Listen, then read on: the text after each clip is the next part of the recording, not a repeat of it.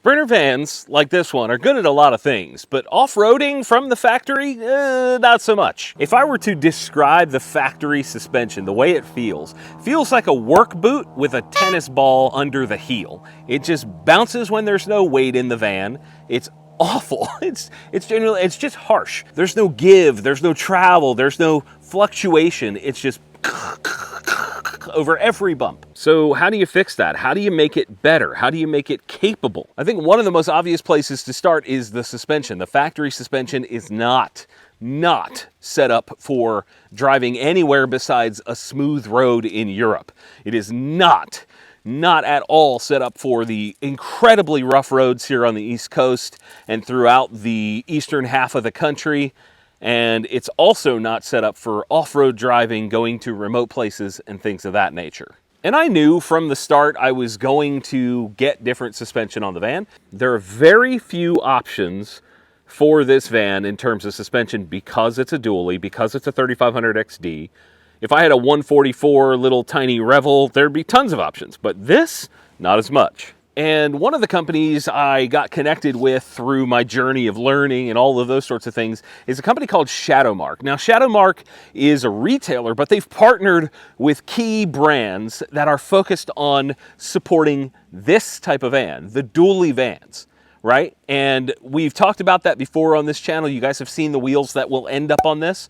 But the suspension, so ShadowMarq partnered with a company called King Off-Road. Now, if you don't know who King is, they're one of the legendary brands in the trophy truck game and off-road racing game. That's their pedigree, right? So knowing that they partnered up and made suspension for that, oh boy, it was going to get interesting. Now, this is a coilover setup in the front and then a strut in the rear, and they are supposed to be adjustable. It's pretty cool. There's a really, really neat setup there. We're going to take a deeper look at that, but also on the van, we replaced the bump stops. Now, these are sort of the end of travel, right? These are supposed to help with the suspension. It's supposed to be a component of the suspension, and I got those from a company called Super Springs International. The product is called Sumo Springs.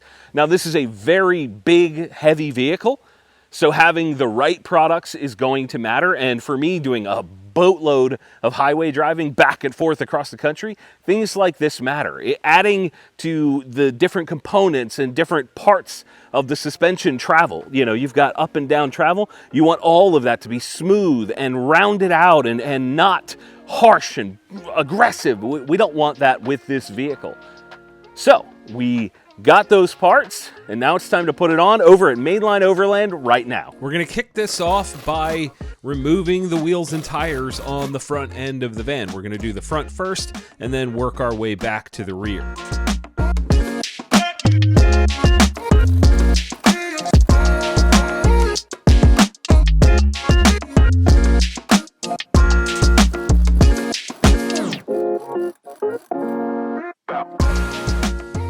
After removing the front strut and top hat assembly, it's time to reverse the process on the new King front suspension, which is a coilover style. As you can see there's a collar at the bottom, and that's how you adjust ride height and spring tension.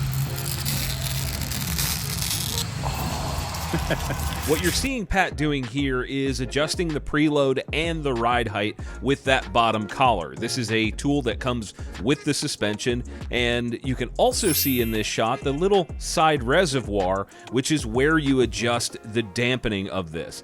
Obviously, we're using the instruction manual to make sure we get this set up properly. We don't want to have any issues, and this is a relatively new suspension to the market. And now it's time to install the coilover assembly into the van.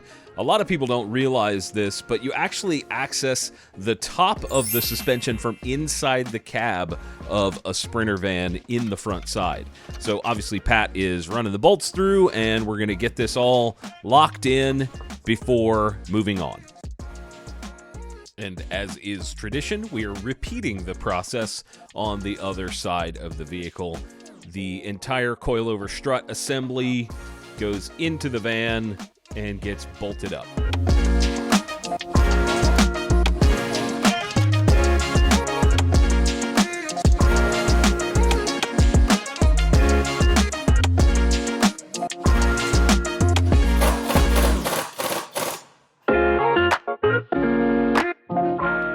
on now to the front bump stops, which have been provided by our friends at Super Springs International. These are called their Sumo Springs, and in my opinion, these are an essential part of a good suspension setup. The difference between the aftermarket and the factory bump stop is bonkers. This is definitely going to be a more robust system overall. With both the King suspension from ShadowMarq and the bump stops now installed, it's time to put the wheels back on and sort of admire our work. I mean, I honestly think that looks great. I love that the adjustment knob sits right above the tire, super easy to access. You can see that bump stop sitting way back in there. It's very difficult to film that thing, by the way. And it just looks great overall. Let's set that down and then switch over to the rear of the van.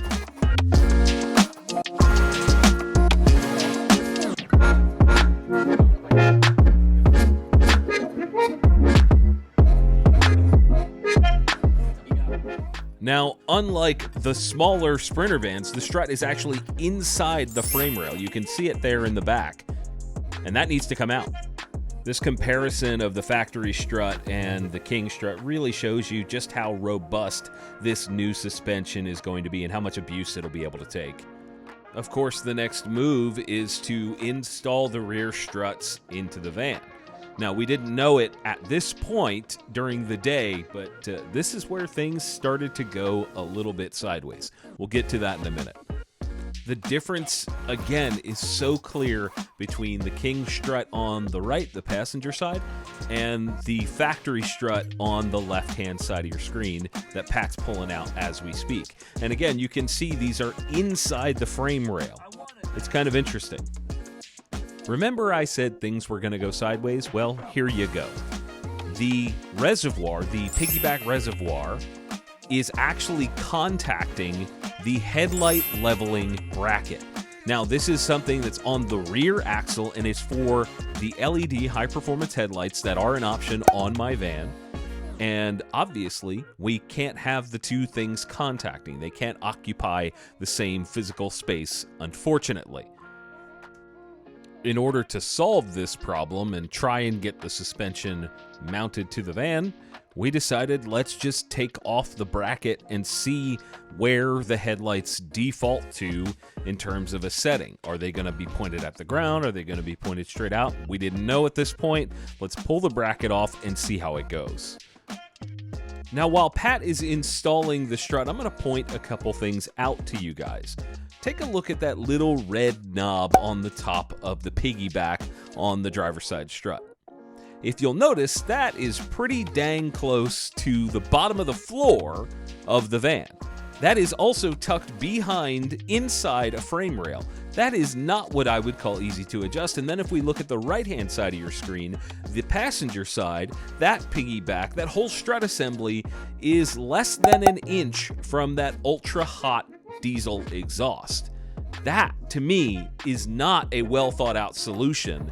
And unfortunately for us, during this install process, we didn't even realize what was going on at this point, so we kept on plowing forward.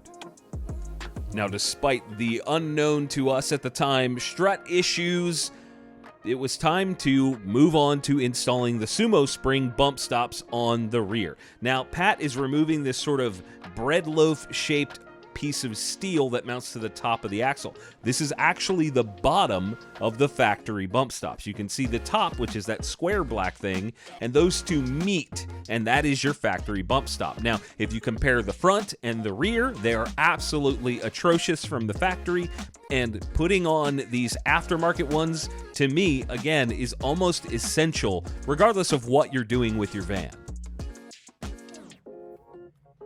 Yes, this is actually how you're intended to remove that factory bump stop. And again, the bread loaf shape on the bottom that mounts to the top of the axle, then that square, and that giant bluish thing in front of Pat, that is the Sumo Spring setup. It's time to install that. Now, because this is a much larger and more robust bump stop, it does have a mounting plate for the top and the bottom that the actual bump stop screws into and mounts to. This is required because obviously you need more structure and stability with a much larger product. One of the other things I really like about these rear sumo springs is that they sort of nest together, and you can definitely tell these are set up to handle some serious weight.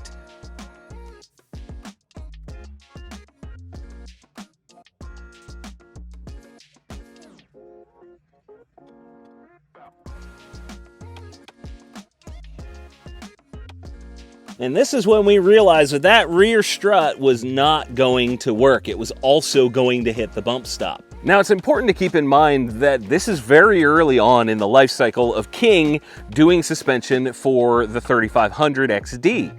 This is not something that they had done prior to this past year. You know, 2023, this is a brand new thing for them. That being said, we may have run into some challenges. All right, guys, so we ran into an issue, and Pat can kind of show us there. So you want to point out the headlight leveler stuff? Well, this is the connector for it. It basically sat on these two studs up here. Okay. So I have some shots of that you guys are going to see on screen now. And it basically has a linkage that kind of resides in the same spot as this reservoir does. So that's an issue in and of itself. But as unplugging this, your headlights are just going to default to the down position. You're not going to have a good beam during normal driving. It's gonna point at the ground, so it's completely useless if that's disconnected. Thankfully, the sumo springs fits with that. We just got to pull both of these rear King shocks out and hope that we can get the remote reservoir version of this in fairly quick fashion, because we're trying to get this done for Expo East, but there's also another pinch point here on this. Okay. Getting full compression. You won't with the bump stop. It will stop before that, but this could run into the bracket for the lower portion of this. Right. So if that's moving up and down, it could crush into that, which is a huge problem. So going to a remote reservoir setup with moving the driver's side reservoir hopefully up to that cross member, and the passenger to this one. This rear one will eliminate all those problems. Okay, well, let's try and get that over to the guys at King and get this solved. So after doing an alignment, it was time to take this thing out. We had it on display at Overland Expo East, even though we did not have the rear set up. We do have a plan for that. There will be a video on it, so stay tuned, subscribe, etc. to see how that turns out. However, I've got thousands of miles back and forth from Pennsylvania to Colorado, from Pennsylvania to Virginia, a lot of miles on the fronts, and also importantly, the bump stops. So how does it feel? With the way it's set up currently, it's kind of like a tennis shoe with a freaking racquetball under the heel. We got to get that rear figured out. The thing to take away from this is that the van feels way more planted in the corners with just a front suspension. With just the fronts, the van feels way more confident, it feels connected, it feels wonderful. And with the bump stops, we have this sort of rounding of the corners. No longer are they these sharp 90-degree angles, especially in the rear. The rear was the worst part to begin with. It just bounces. It's awful. However, the bump stops have sort of rounded out the corners, as it were, and to me, that is super freaking valuable. And I can already tell that as the part of a balanced breakfast, so to speak, the bump stops, the struts, and the forthcoming springs for the rear, they're just going to be wonderful as an entire setup. We've been on some washboard roads out in Colorado, and holy crap, just having the fronts on there, the van was so controlled by comparison to the rears, which still have the factory struts and leaf springs. That's just bouncing the hell around. All that being said, huge shout out to our friends at ShadowMarq for taking care of us with the King suspension, helping me figure out all the rear suspension issues. Also, big shout out to Super Springs International for setting us up with the Sumo springs for this thing. It's a great setup so far, and I cannot wait to see it once it's complete. As always, guys, thank you all for watching. I really appreciate that you guys are tuning in and checking out this build, because the build series is going to continue, so get subscribed. And as always, thanks for watching. We'll see you soon.